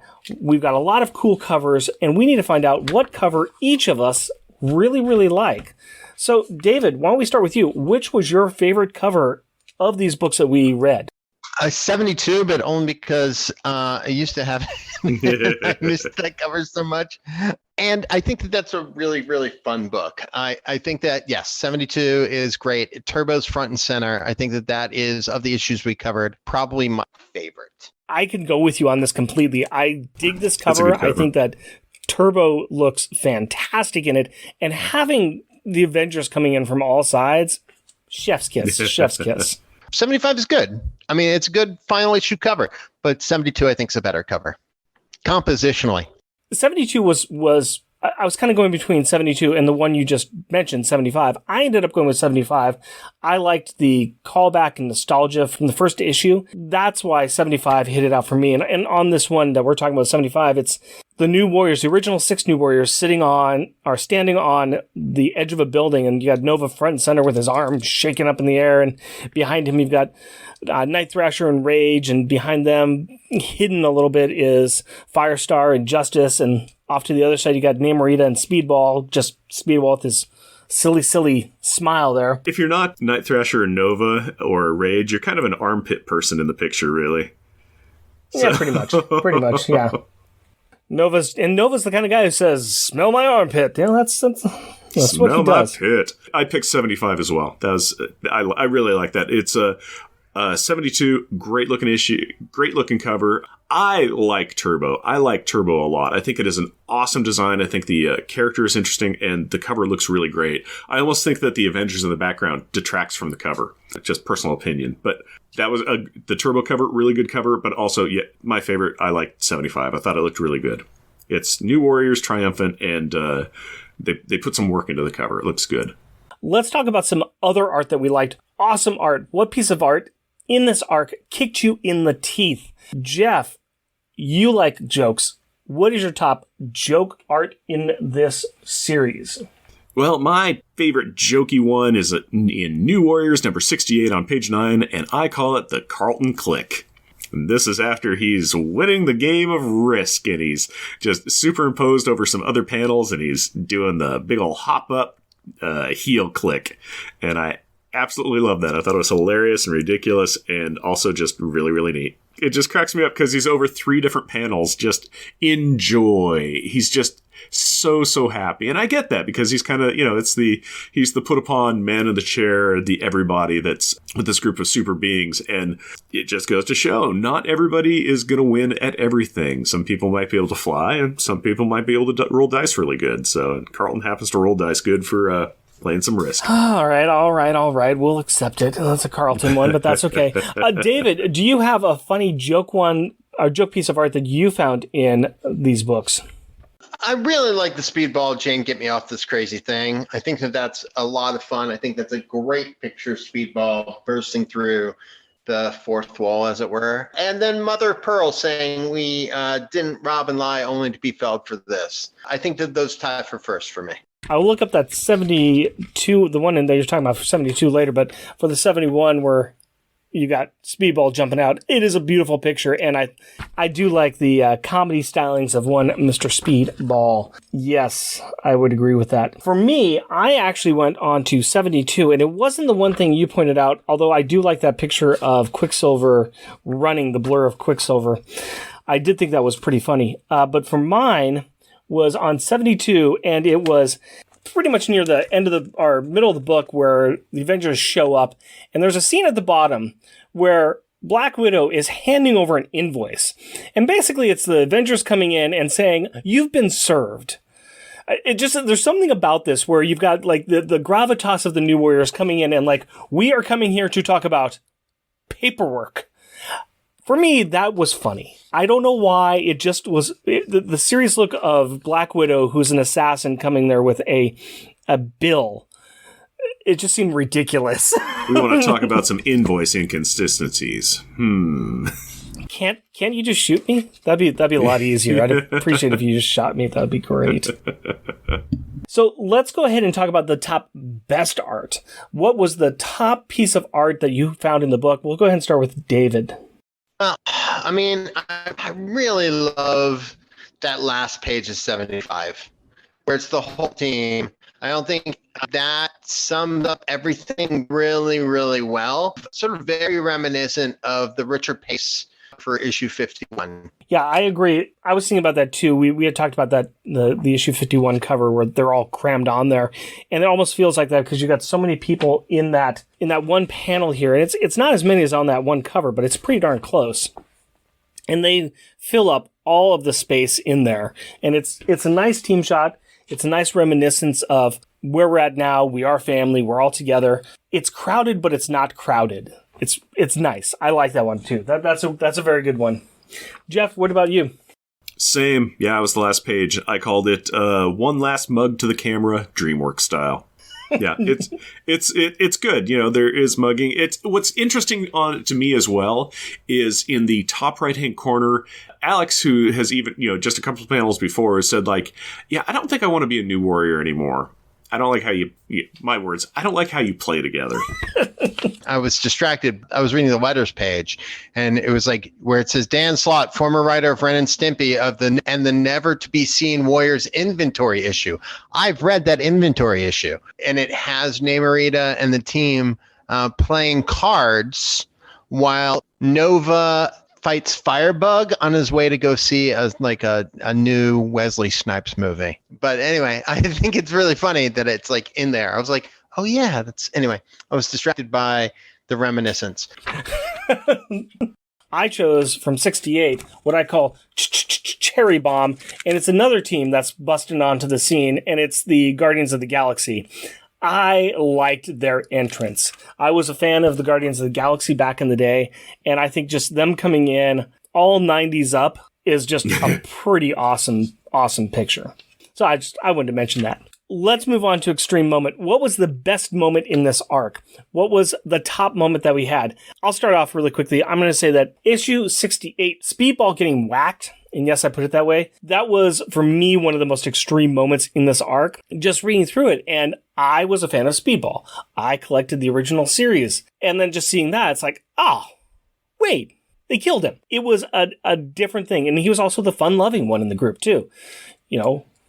It's unexpected, and it's not really what you think is going to happen, especially since they spent the last couple issues trying to save him. So that, for me, was the most extreme moment. David, what was yours? I think for me, the most extreme moment is probably where Night Thrasher kills the Dire Wraith Queen. The blade to the back of the neck. It just reiterates so much of what I really believe is we humans don't need superpowers to make a difference. That is literally, I think for me, the epitome of what makes this run so good. Having a lot of money and training your body to be ultra perfect does help in the absence of superpowers, though. I think what he's trying to say is one good man with a knife can...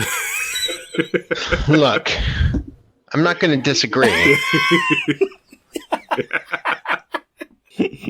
But I don't know how to finish the sentence. Look, if you're the one who didn't bring a knife to a dire fight, what's really interesting too is how they're able to wrap up the Mad Thinker story from issue 3 all the way down here. I know we didn't bring that up, but that's a fantastic tie-in because we saw Matt Thinker in issue 3, we saw him in issue 51, and now we see him in issue 73 through 75. I really do love that was sort of brought through a through line. The Matt Thinker as being the puppet master that's playing the New Warriors and pushing the New Warriors and making sure that they've got the right information or the right intel or the right nudge in the right direction, and making sure that they're getting the right team together too, so that he can save a family member. They address that too, where I think Namorita is like, okay, why do you keep helping us? You're a supervillain. He's like, yes, I am as you would call me, your vernacular supervillain, but yeah, I have a family too. I'm not bad all the time. I'm here to do a good thing. Even though it sounds like he was trying to teach his nephew the family supervillainy, trade, but you gotta pass it on. You gotta pass it on. What is your most extreme moment, Jeff? It was about a 3-page just little story beat kind of thing that I really liked, and it was Rich and Vance at the gym working out. Oh yeah. Yeah. It was just this simple little thing, and I absolutely loved it because it was just, we talk about this a lot where we like the little slice of life, the little outside of the tights thing. And, it's just like Rich, who doesn't have superpowers anymore, with Vance, who does have superpowers. And, Rich is like, hey, I don't want to see you cheating, no TK. I know you could pick up every weight in this gym with your mind, but that's not going to help you fill out your spandex well. Yeah, if you're a superhero, maybe you kind of have to, it's like, yeah, I kind of have to get in line. Yeah, I have to look good. I gotta fill the suit nicely. And I like that aspect of seeing where it's just like, it's not all natural. It's not all just like, I was bitten by a spider and now, ba-bong, look at me. God, I'm sexy. I like the aspect where it's like, yeah, you got to work at it too. Yeah, I like it, I can respect it, and I should be there myself. But we're not talking about that. We're talking about who's sitting at the table. There's lots of new warriors. We got more new warriors in this issue as well, even though we have 2 people that died. We still have the same number of new warriors, if not more. But still, their table is only so big. So who gets the really nice, comfy chair, and who gets to stand in the corner and look ashamed? So we always start off with the worst warrior, and I've got a feeling I might know David's worst warrior, because he might have let it slip already. But David, go ahead and hit us who you think the worst warrior in this run is. I want you to guess who you think my worst warrior is. Speedball 2. Speedball 2, I don't count him as a new warrior. That's how much I detest him. He doesn't really count. He wasn't initiated. He was an imposter. Okay. It's like saying Elijah was a member of the Fantastic Four. Okay. Elijah the Laser Cyst. Like when you're an imposter, it doesn't count. Speedball 2 is so bad he does not count. Okay, all right. The person who sits in the corner is Mikey. Okay, fair enough. Yeah, Mikey failed. He got eaten by a dire wraith, and so, yeah. He also didn't make a very good impression on the team during Risk Night. No. Where he spilled soda onto Rich Rider's ex-girlfriend, Laura. Time Slip's all like, why am I the only one in a costume? And he's like, it's pretty obvious to figure out why. I mean, look. Rah. I meant, Yeah, he is pretty bad in this one. He's always been pretty bad. He's never really stood out, and there's a reason why. There's a reason why the New Warriors didn't want them there. Mm-hmm. Mikey is awful, and I don't like him. And I'm glad he's dead.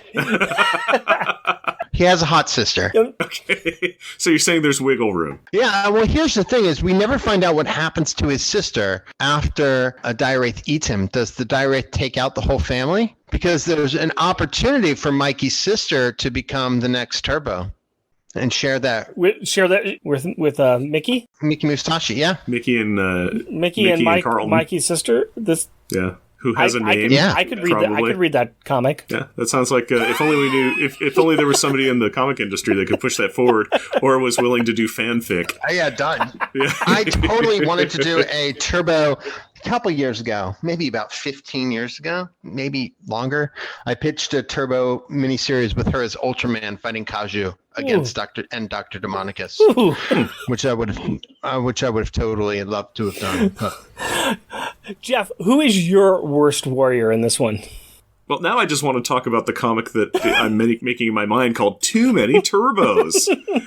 And it's Carlton and Mickey and Mikey. Turbos, too many turbos, too many turbos, too many turbos. Yeah. Which one is right for you? Filmed in front of a live studio audience. Mickey, it was my turn in the armor. Getting us out of this hole, but into another one. Who's your worst warrior? Oh, my ever perennial favorite Rich Rider, the now recently re-empowered Nova. And here's the thing on this, is because I've just been seeing recent Rich Rider things where I'm like, I like this guy. He's kind of interesting. He's seeing a therapist, all these different things. I'm like, I'm digging on this character. But then seeing kind of his origins where I'm like, I want to beat this man in the head with a hammer. Oh, he's on scene. That's great. Could something terrible happen to him, please? Please, oh, please, oh, please. So had the New Warriors continued, Rich was going to get Gladorian space armor. The contrast was that he was going to go from being non-powered to being powered all the time. That's good. Let's go ahead and take Rich Rider and move him up to 21. Yeah, right. No, I'm going to go with you on the Nova one. I want to like him more. I really do, but he had a few moments in here where I was just like, and I'm still a little bitter for how he treated Friday. So I also am bitter about how he treated Carlton at the game of Risk, where he was like pushing him down and bullying him. They were playing a friendly game, and still Rich Rider is bullying our best of the best person, Carlton, the hindsight lad. Last name. So let's go ahead and talk about the best warrior then. Do you have Carlton as your best warrior this time? Will it make you so angry that you hemorrhage? Possibly. Then I will pick Carlton's friend Time Slip. Time Slip is a good choice. Time Slip is just this. I like Turbo a lot. So she was doing a lot of good stuff, but she also was just like, let's kill Friday. And she also wanted to quit as being a new warrior too, and she wanted to quit a hero. Right. She's like, this is flight armor. I want to just fly around and explore the world. Mm-hmm. This is great. You know how fast I can get from here to there? I wonder what Singapore's like. I'll see you in an hour, kind of a thing. But Time Slip perennially, just from her inception, has been a decent human being. Yeah. She has done the right thing. She has been, it's like the Steve Rogers thing. It's like, be a good man. Yeah. And she is a good human being. She's great. She time slipped around. She's always wanted to save Speedy. She figured out how to defeat Advent with a stick. No, I'm agreeing with you with Time Slip. Time Slip is who I was choosing as well. I think the same things you have said. She did a great job. She was really the catalyst for a lot of the solutions that we had for a lot of the problems that were going on. She helped save the New Warriors and everybody at the end. So she did a lot. Yeah, she fiddled with the Neo neutralizer and fiddled it down to just the local area and temporary for everybody but her. So yeah. David, are you joining us on this Time Slip train? I don't know. I think my favorite New Warrior is always going to be Firestar, so that's always going to be the answer. Firestar is always going to be my favorite. And Spider-Man and His Amazing Friends debuted 40 years ago this month. For this, I think Turbo is my favorite. Just because there's so much, they were able to connect issue 60 with this run so well. I think that it became very powerful for me. So it feels like a really good resolution of that. Plus, even though he's not a New Warrior technically, I think Garth and Saul does a really admirable job as a backup New Warrior. So more so maybe than Rich, actually. Yeah, he shows up, gets the job done, and doesn't... No, he still berates everybody. But still, yeah, he... He's a better Nova. He's a better Nova. He is a better Nova. And he comes in, he flirts well with the Turbo, and then he leaves. Oh, yeah. Well, we're done with that. We got a few more things to get through real quickly here. First of all, let's talk about our drinks, because we couldn't get through all of these books without a good beverage in our hands. And we had the Rogue Newport Nights. Jeff, what are you thinking about this? I'm definitely drinking it because I like booze. I'm not enjoying it. It has a very kind of rancid tropical fruit flavor for me. So it's not doing it overly well. I want to say I've been enjoying it because I have been drinking it, but every time I kind of take a sip, I'm kind of like, So I'm drinking it, but begrudgingly. It definitely has a strong little aftertaste. The nice thing is it's not hitting us with a lot of hops, which I like. Yeah. So that's a bonus. That's a bonus. But I was hoping for something a little bit more refreshing. It's a bit of a chore to get through for myself as well. Yeah, because I've been watching you on the Zoom call where you kind of, it's like, Rick will take it, and it's like, oh, a beer. Put it to his lips and go like, oh, and kind of set it down. I'm like, I don't think much of anything got sipped there. I've been getting through it. I've been getting through it. I'm going to say that for myself. I'm giving this 3 Powerballs out of 5. It's fine. It's decent. It's not horrible. It's just, it's got some flavor profiles that I don't necessarily like. Yeah, I'm gonna go for a 2.5. It's, would I drink it again? Sure. Am I gonna seek it out? No. Would I encourage people to have it? No. We have got our beers to drink, but David has got Wandering Barman, if I remember that right, a good old-fashioned. It's a really good old-fashioned. It's called Wandering Barman Swipe Right. I need to look that up. And see if we can find that out here to try it. For its price, which is like $4.99, $5.99, for its flavor profile, I'm going to give it it's a solid 4. Solid 4. And I'm going to be looking that up myself because Four out of 5. It's a solid 4. It's the price point. You really can't beat the price point and the availability. Is it the best canned or bottled old fashioned I've had? No, but is it solid for its price? Absolutely. It's like the difference between crab cakes in Maryland versus getting crab cakes in New England. You know, like there's a subtle difference. Crab cakes in Maryland are fantastic. It's the best place to get crab cakes.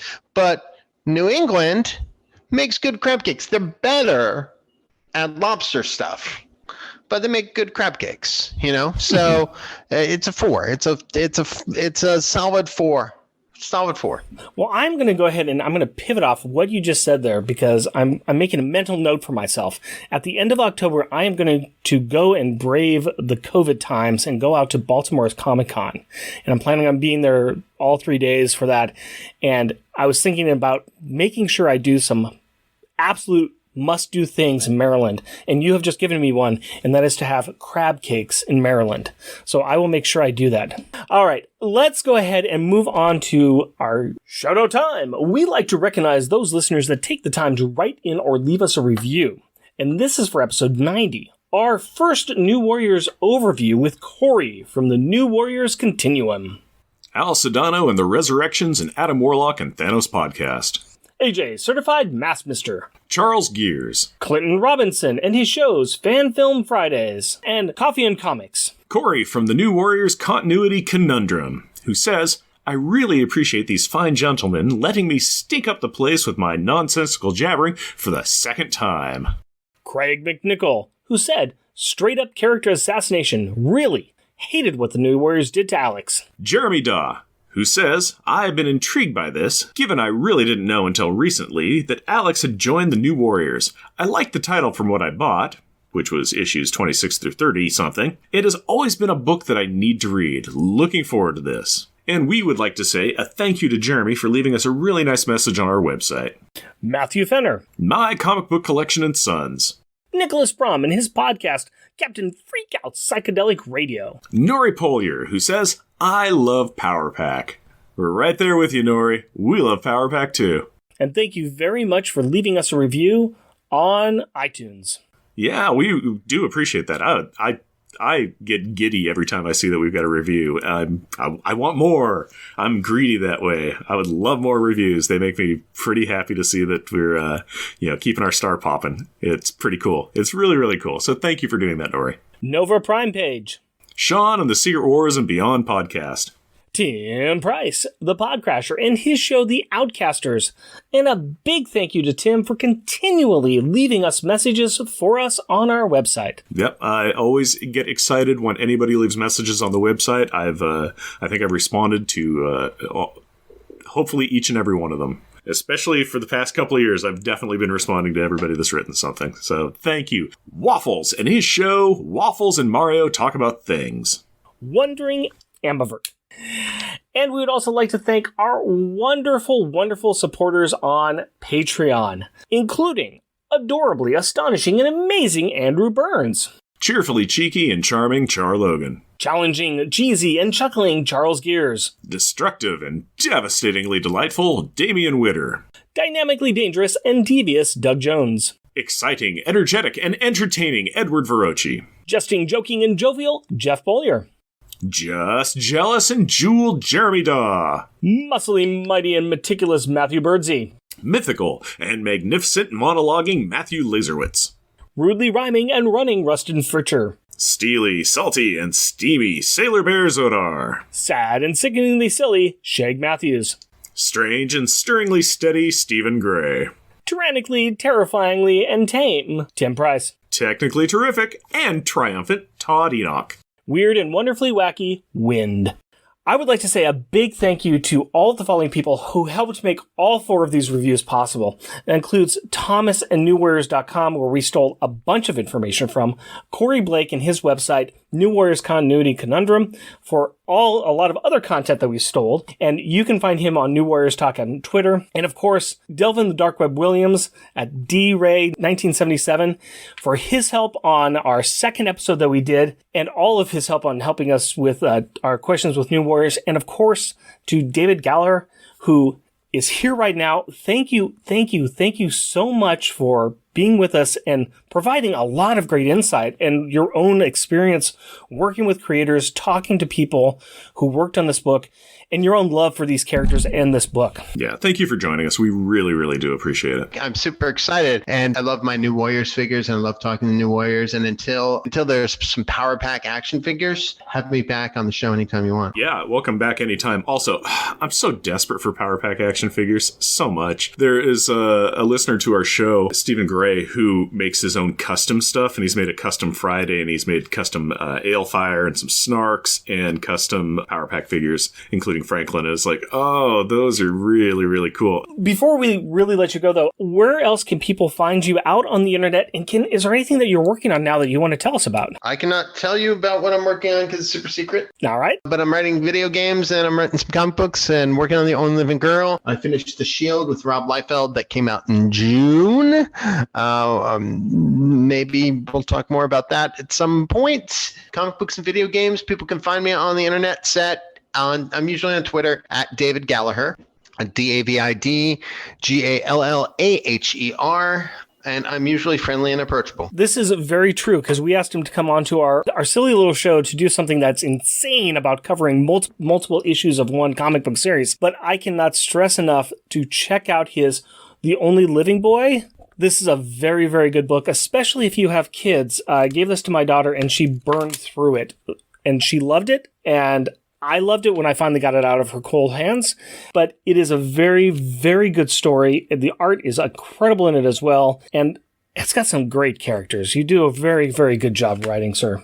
Thank you. You might even make a living out of it. I might. And Steve Ellis, who worked on that with me, we worked on High Moon, the Werewolf Western for DC Comics.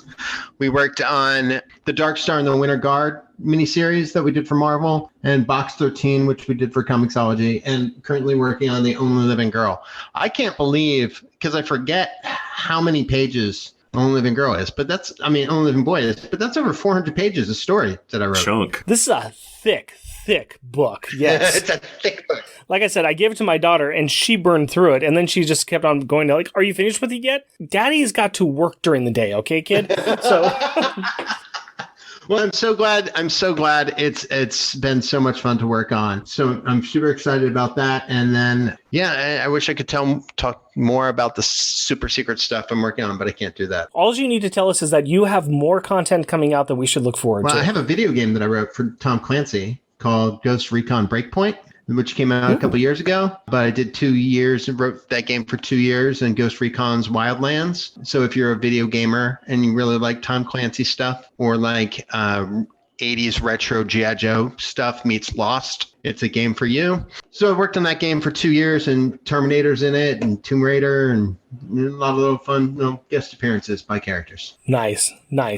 Well, we are going to let you get out of here, so we're just going to wrap this up really quickly. Be sure to check out our other shows that we're on, our Junior Agent submissions on the MI6 Rogue Agent episodes of On Her Majesty's Secret Podcast, and of course, my amazing movie show that I've got, Monthly Monday Movie Muckabout, which you can also find on the Longbox Crusade Network. And we have some merchandise available on Redbubble. Go to redbubble.com and search for Unpacking the Power of Power Pack. Jeff and Rick Present is a bi-weekly self-produced podcast recorded in front of a live studio audience in Portland, Oregon, and New York City. If you would like to interact with us through the magic of the internet, you can do so through Twitter at Jeff and Rick Present, our Facebook page, Jeff and Rick Present, our email address, jeffandrickpresent, all one word, @gmail.com, or at our website, jeffandrickpresent.wordpress.com. Also, our YouTube channel is at Jeff and Rick Present. And if you would like to help support our show, we are on Patreon. You can find us at patreon.com, Jeff and Rick Present, all one word.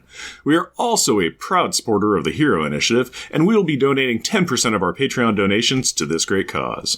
We encourage everyone to give what they can to this worthwhile organization that helps the creators who provide us with such great content. Go to heroinitiative.org to find out more. Please rate and review us wherever you can. Tell your friends about us or share your love for us on social media. And as always, we want to thank the powerful people in our packs. My wife Cindy and our daughter Carrie. My fiancée Hillary and our daughter Aurora. All my fans. We love you. We yes, but not in a creepy way. Until next time. Costumes off. Our theme music is A's Action. Also featured in this episode is Peppy Peppy. All music is by Kevin MacLeod at Coptic.com and is licensed under Creative Commons by Attribution 4.0 license. And then we're done. I can cut that all in there. No, I'm using yours, David. That was perfect. You went off on it, and it was great. Great. Welcome, dear listener, to our podcast. Jeff and Rick present Unpacking the Power Pack. Oh, wait, do I need to do something like, hi, this is David Gallaher, and you're listening to Unpacking the Power Pack? Great. Charlie 27 just picking up a couch with people on it, like, maybe it's under the couch. Yeah, the Guardians of the Galaxy don't really care about people's stuff. Yeah. Or people's times. They don't understand personal space. Great. We love you like Jesus loves you, as a friend. Right. And a loved one and a companion. Great. And then David, go ahead and give us the costumes off. Costumes off. Wait, in a creepy way?